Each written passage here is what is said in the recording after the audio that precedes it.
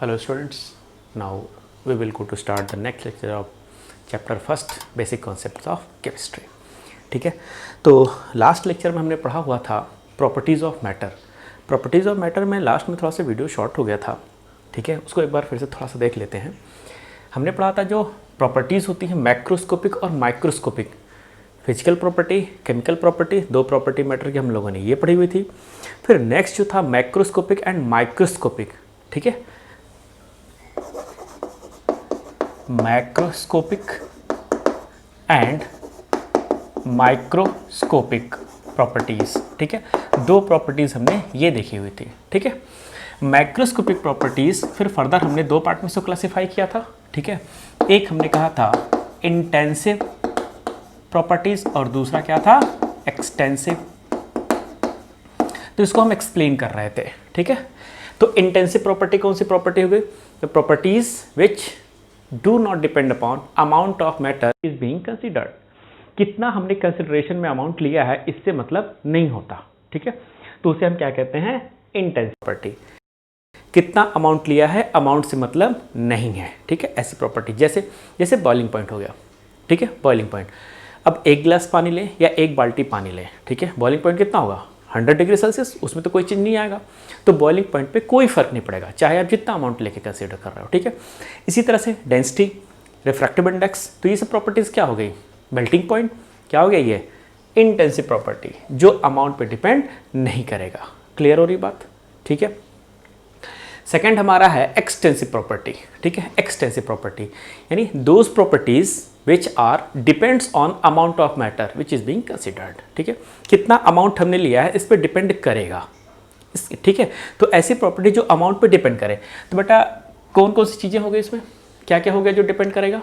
मास, भाई 1 किलो हमने मान लीजिए कि आलू लिया हुआ था, 1 किलो और ले लिया, कितना हो गया कुल 2 किलो हो गया, 2 kg हो गया. ठीक है, तो यानी कि ये डिपेंड कर रहा है अमाउंट पे. लेंथ ले लीजिए, 1 मीटर था कोई चीज़. ठीक है, हमने मान लीजिए कपड़ा लिया था 1 मीटर और लिया, कितने हो गए कुल 2 मीटर्स. ठीक है, बात समझ आ गया. वॉल्यूम 1 लीटर पानी लिया था, 1 लीटर ऑयल लिया था, 1 लीटर और ले लिया, कितने हो गए 2 लीटर ऑयल हो गया. क्लियर. तो मास हो गया, लेंथ हो गया, वॉल्यूम हो गया, किस पे डिपेंड कर रहा अमाउंट पे डिपेंड कर रहा ना ये. ठीक है, तो उससे हम क्या बोलेंगे एक्सटेंसिव प्रॉपर्टीज. क्लियर. तो इंटेंसिव प्रॉपर्टी क्या हो गया, those properties which is independent. किस पे इंडिपेंडेंट हो अमाउंट ऑफ मैटर पे. एक्सटेंसिव क्या रहा which depends on amount of matter, जो डिपेंड कर रहा हो अमाउंट पे. ठीक है, इतना क्लियर हो गया. अब देखो जरा इसमें क्या एडिटिव था.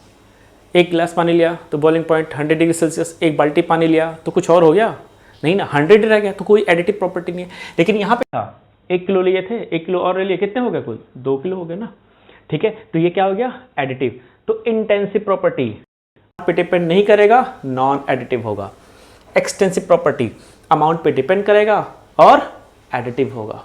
क्लियर. अमाउंट पे डिपेंड नहीं करेगा नॉन एडिटिव, अमाउंट पे डिपेंड करेगा एडिटिव नेचर होगा. ठीक है, ये चीज़ क्लियर हो गई, कोई डाउट समझने में. ठीक है, तो नेक्स्ट टॉपिक पे हम आते हैं,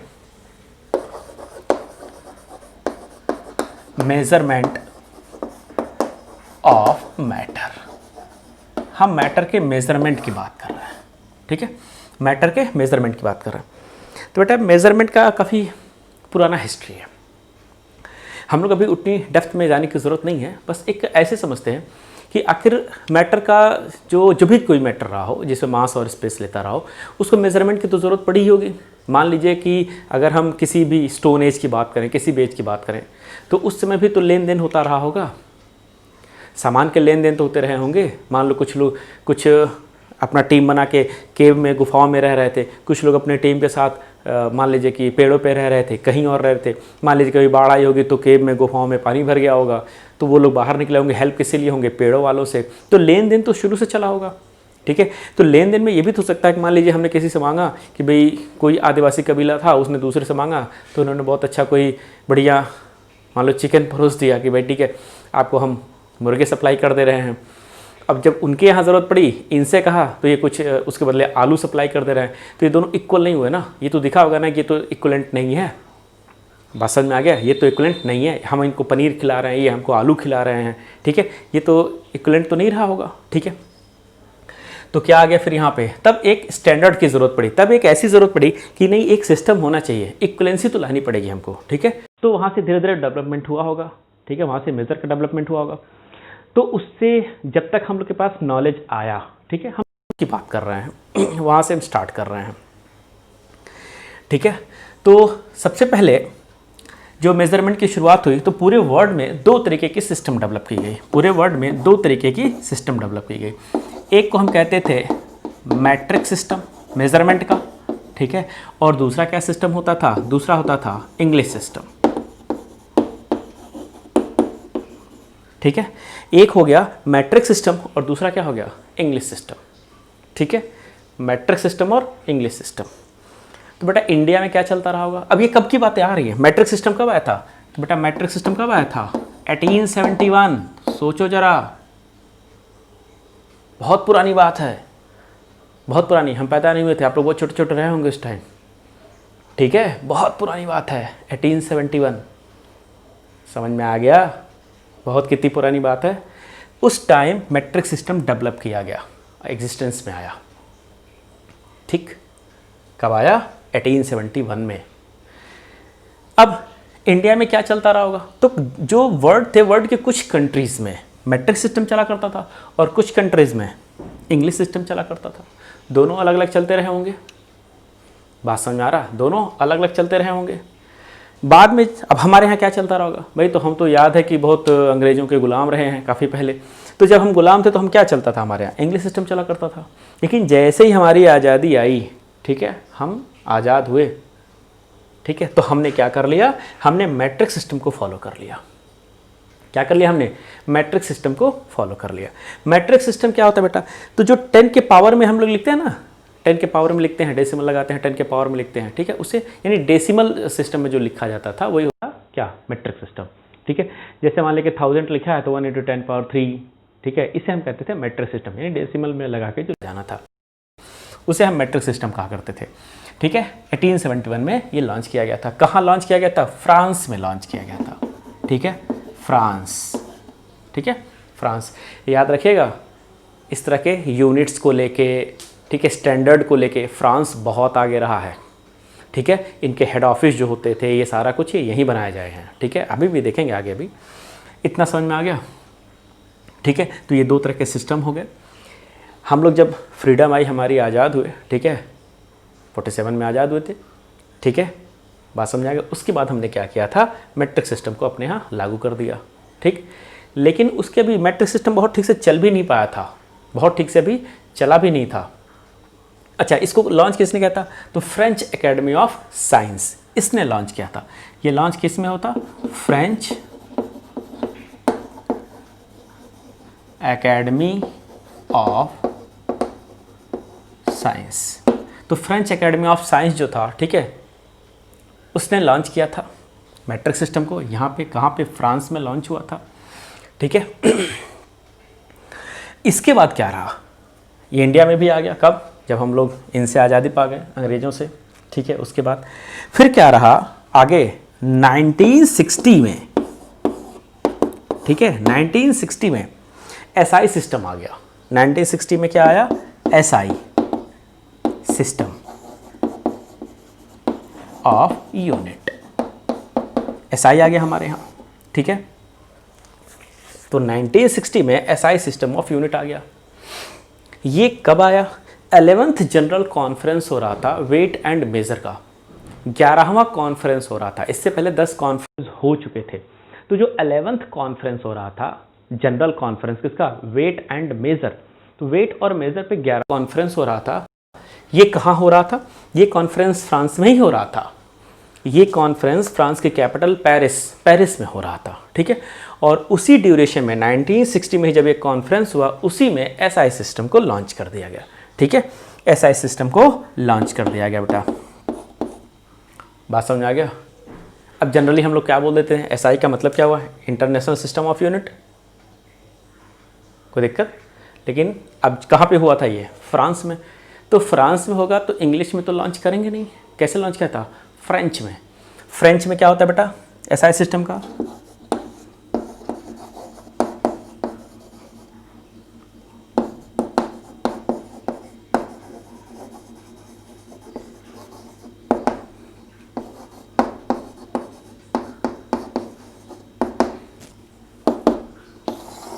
देखो जरा, एसआई का फुल फॉर्म क्या है?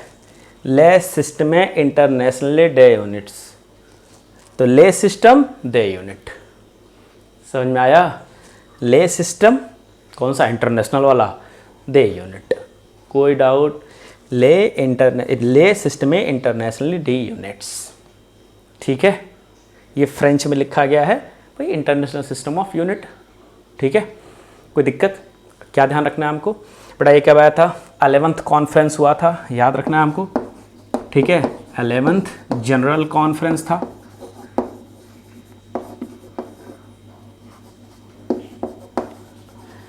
जनरल कॉन्फ्रेंस था। किसका? वेट और मेजर का। कब था? 1960 में। कहाँ पे था? पेरिस। कहाँ पे था? Paris, capital of France, Paris में था। और वहाँ पे लॉन्च किया गया एसआई सिस्टम, और लॉन्च होते ही इंडिया ने भी इसको तुरंत फॉलो कर लिया। यानी 1960 में इंडिया में फॉलो कर लिया गया। क्या फॉलो कर लिया गया? एसआई सिस्टम को फॉलो कर लिया गया, ठीक है। एसआई सिस्टम को फॉलो कर लिया गया। यहाँ तक समझने में कहीं कोई परेशानी, कोई दिक्कत आ रही है बेटा? ठीक है, क्लियर हो रही बात? तो ये रहा हमारा मेजरमेंट का। अब एक चीज़ और समझ लेनी है, ठीक है। क्या समझ लेना है? जो हमारे एसआई सिस्टम में आया क्या था? तो एसआई सिस्टम में क्या आया था बेटा? 7 फिजिकल क्वांटिटीज़। एसआई सिस्टम में क्या आया? 7 फिजिकल क्वांटिटीज़, ठीक है। उनको ज़रा देख लेते हैं, वो 7 फिजिकल क्वांटिटीज़ कौन कौन से थे।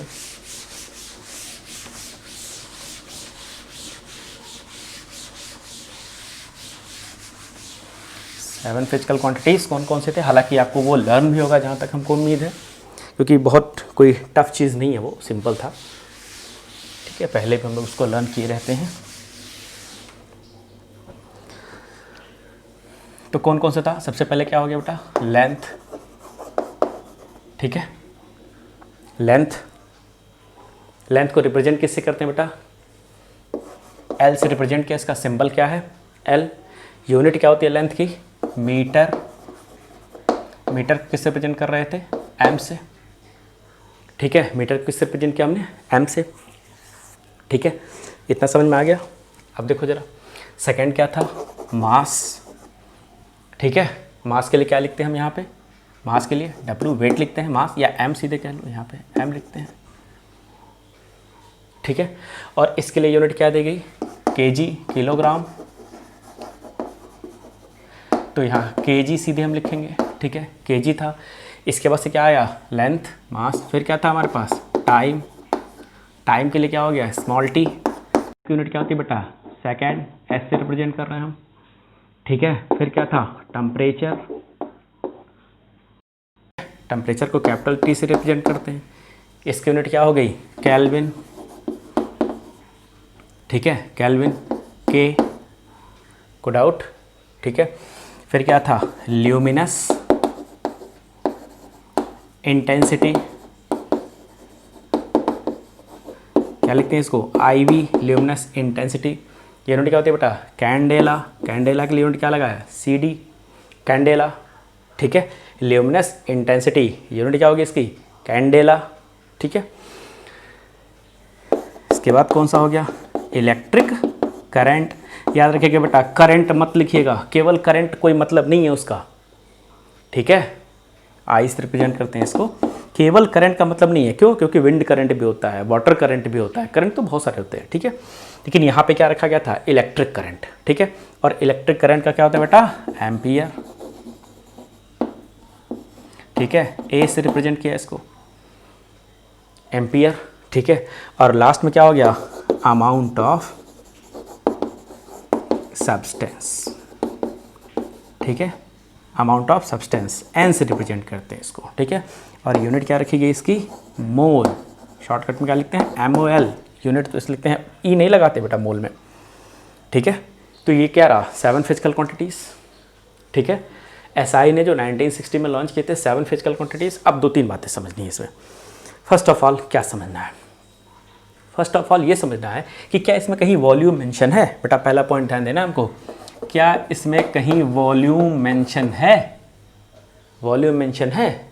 नहीं, वॉल्यूम नहीं मेंशन है। तो क्या वॉल्यूम की SI यूनिट नहीं होगी? यही 7 ही ना SI यूनिट हो गए, तो क्या इन्हीं 7 की SI यूनिट होगी? वॉल्यूम की SI यूनिट नहीं होगी? नहीं होगी?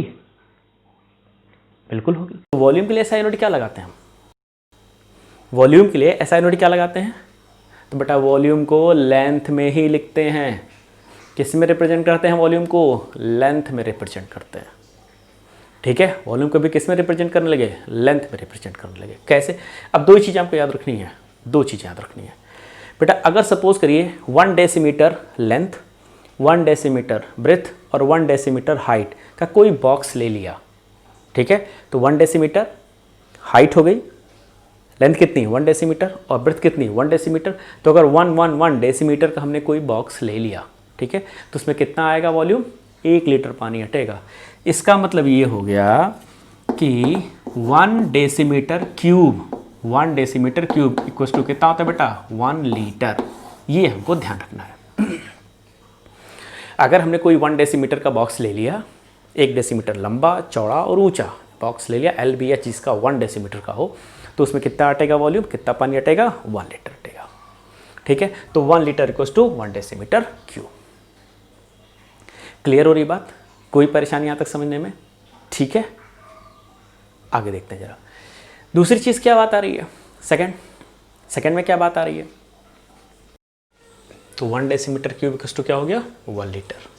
ठीक है, अब सभी लोग घर पे अपने वाटर टैंक रखते हैं, पानी स्टोर करते हैं, वाटर स्टोर करते हैं। ठीक है, तो देखा होगा उसको, अगर कोई टैंक है, ठीक है, 1 मीटर लेंथ है उसकी, ठीक है, 1 मीटर ब्रेथ ले लीजिए और 1 मीटर की ही हाइट ले लीजिए। तो अगर 1 मीटर ऊंचा पानी का टैंक रखा है, ठीक है, 1 मीटर लंबा और चौड़ा, यानी डायमीटर अगर उसका 1 मीटर का है और हाइट भी अगर 1 मीटर का है, तो उसमें जो पानी हटेगा कितने कितने लीटर की टंकी होगी? वो 1000 लीटर।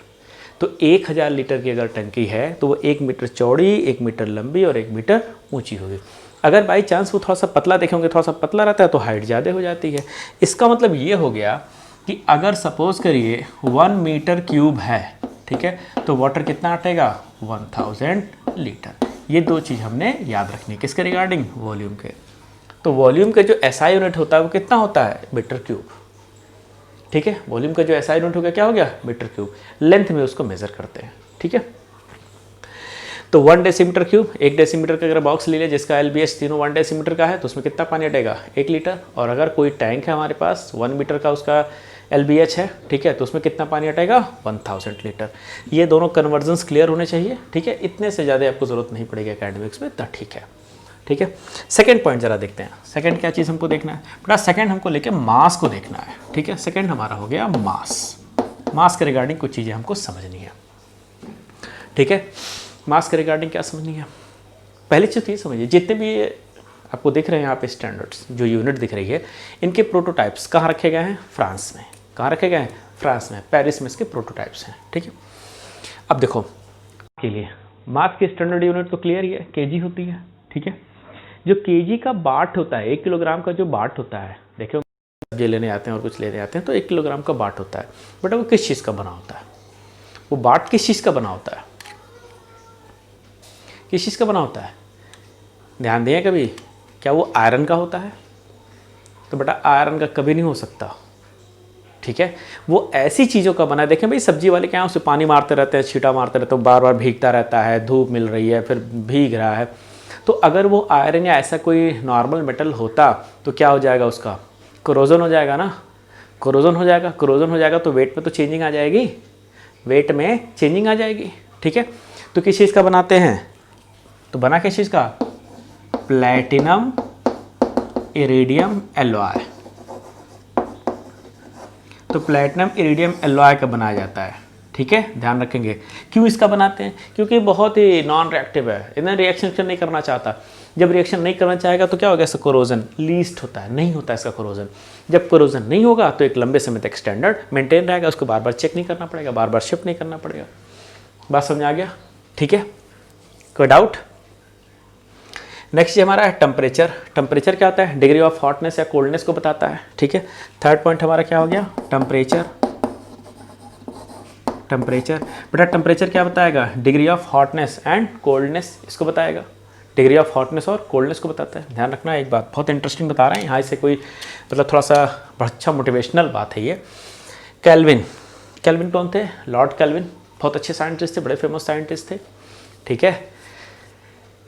एक इवेंट था, कैल्विन ने कहा था कि हवा से भारी कोई भी चीज़ कभी उड़ नहीं सकती। लॉर्ड कैल्विन का कहना था कि अगर कोई चीज़ हवा से ज़्यादा वेट रखती, भारी होती है, तो वो उड़ नहीं सकती, उड़ेगी नहीं, ठीक है।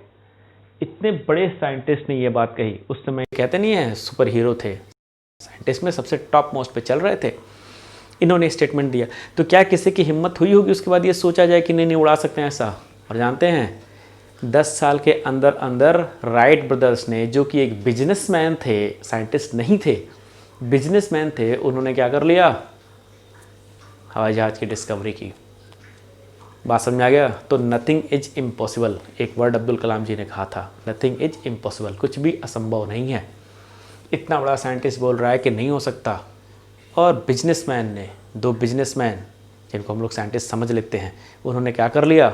उन्होंने डिस्कवरी कर ली एरोप्लेन की, इतने बड़े साइंटिस्ट के कहने के अगेंस्ट। बात समझ में आ गया? ठीक है। तो टेम्परेचर क्या होता है बेटा? डिग्री ऑफ हॉटनेस और कोल्डनेस का क्या बताएगा? मेजरमेंट बताता है, ठीक है, कि कितना बॉडी हॉट है कोई भी बॉडी, या कितना कोई कोल्ड है, ठीक है। टेम्परेचर समझ में आ गया। टेम्परेचर का स्टैंडर्ड क्या हो रहा? केल्विन। 0 केल्विन को क्या कहते हैं? Absolute temperature. 0 kelvin is absolute temperature, clear. और 0 केल्विन टेम्परेचर अचीव करना पॉसिबल नहीं है, थियोरेटिकली हो सकता है, प्रैक्टिकली पॉसिबल नहीं है। बात समझ में आ गया? ठीक है। नेक्स्ट, अब आगे हम लोग बढ़ रहे हैं थोड़ा सा, ठीक है। एक चीज़ यही समझ लीजिए, ऐसी पहले यही समझ लेते फिर आगे बढ़ते हैं। छोटा सा एक चीज़ है कि एक बात बताओ, ये जो स्टैंडर्ड बन गए हैं, ठीक है, इनको मेंटेन भी तो करना पड़ता रहता होगा भाई। हो सकता है कोई छेड़खानी कर ले, कहीं कुछ बदल जाए, कोई और बदल ले, इनको मेंटेन भी तो करना पड़ता होगा। तो याद रखिएगा, एक है NMI, नेशनल मेट्रोलॉजिकल इंस्टीट्यूट, ठीक है। ये कहाँ है? फ्रांस में। ये कहाँ है? फ्रांस में, ठीक है। ये स्टैंडर्ड को मेंटेन करता है। सारे कंट्रीज, जितनी भी कंट्रीज हैं, वो इससे कनेक्ट होती हैं, ठीक है, कम्युनिकेट करती हैं और स्टैंडर्ड को मेंटेन करने के लिए वर्क करती हैं, ठीक है। नेशनल मेट्रोलॉजिकल इंस्टीट्यूट फ्रांस में। इंडिया में क्या है? इंडिया में क्या है? NPL, national physical laboratory. National physical laboratory कहाँ पे है? इंडिया में। ये स्टैंडर्ड मेंटेन करने का काम करता है और डायरेक्टली इनसे रिलेवेंसी रखता है, ठीक है। इनसे कम्युनिकेट किए रहता है, हाँ भाई कैसे है, क्या है, क्या क्या रखना है। और इंडिया में NPL स्टैंडर्ड को मेंटेन करता है, ठीक है। इसका हेड ऑफिस कहाँ है? न्यू दिल्ली। इसका हेड ऑफिस कहाँ है? न्यू दिल्ली, ठीक है। NPL, national physical laboratory, NML, national metrological institute, France में है। और ये कहाँ है? NPL, ये कहाँ है? न्यू दिल्ली, ठीक है। न्यू दिल्ली में इसका हेड ऑफिस है, क्लियर। तो मेजरमेंट से रिलेटेड इतनी बातें थी, कहीं कोई डाउट समझने में? ये सारी बातें क्लियर हो गई होंगी, समझ में आ रहा होगा, ठीक है। अब नेक्स्ट टॉपिक हमारा है, टॉपिक हमारे पास है नेक्स्ट, साइंटिफिक नोटेशन। अगला टॉपिक हमारा क्या हो गया? Scientific notation.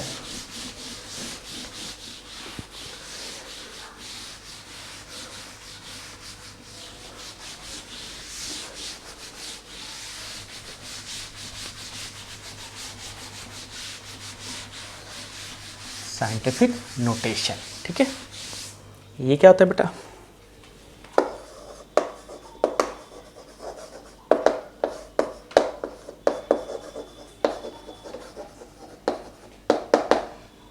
साइंटिफिक नोटेशन बेटा, किसी भी डिजिट को n × 10 के पावर n के फॉर्म में लिखा जाना, यही कहलाता है साइंटिफिक नोटेशन।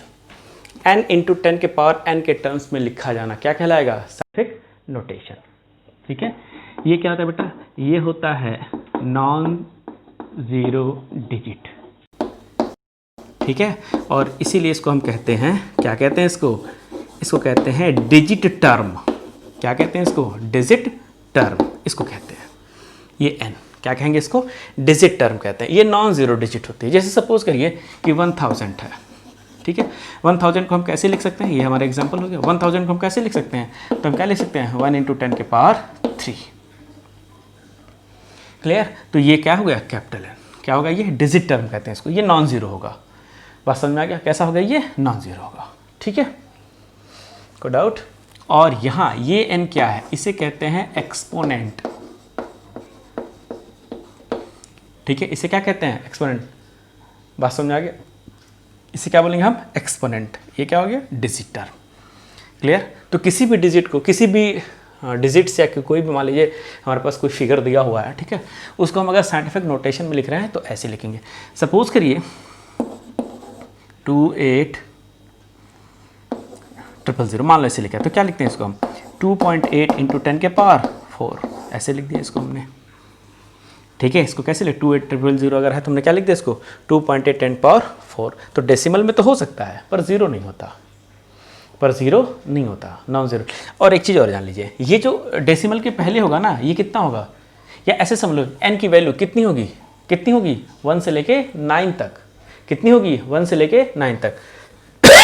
ठीक है, अब ऐसा हम नहीं करते कि इसको लिख देंगे 28 इंटू 10 के पावर 3, ऐसा नहीं लिखते। ठीक है, ये वैल्यू जो होती है डिजिट टर्म, ये कहाँ होती है? 1 to 9 यही होती है इसकी वैल्यू। ठीक है, 1 से लेके 9 तक। अब डेसिमल हो जो भी हो वो बात अलग है, पर ऐसी होती है। 10 कभी नहीं होगी। ठीक है, अब इसको ऐसे नहीं लिखेंगे कि 10 इंटू 10 के पावर 2 लिख दिए। क्या मतलब इसको लिखने का? ठीक है, कैसे लिखते हैं इसको? 1 इंटू 10 पावर 3। समझ में आ गया? तो वैल्यू हम जनरली 1 to 9 तक ही लिखते हैं। ठीक है, मतलब 10 नहीं रखते हैं, 10 से पहले ही रोक लेंगे। बात समझ में आ गया? ठीक है, 9.9 हो सकता है, 10 नहीं होगा। क्लियर? ठीक है, 2 डिजिट में नहीं आता, 1 डिजिट में ही रखते हैं। डेसिमल के पहले सिंगल डिजिट होती है। ठीक है, डबल डिजिट हम नहीं रखते। कोई डाउट? ठीक है, तो इसे क्या कहते हैं हम? Scientific notation. कहीं कोई दिक्कत समझने में? क्लियर हो रही बात? ठीक है, तो ये टॉपिक यहाँ पे कंप्लीट होता है। अब नेक्स्ट टॉपिक हमारा जो शुरू होगा वो क्या शुरू होगा? Significant figures. यहाँ तक समझने में कोई परेशानी? क्लियर? ठीक है।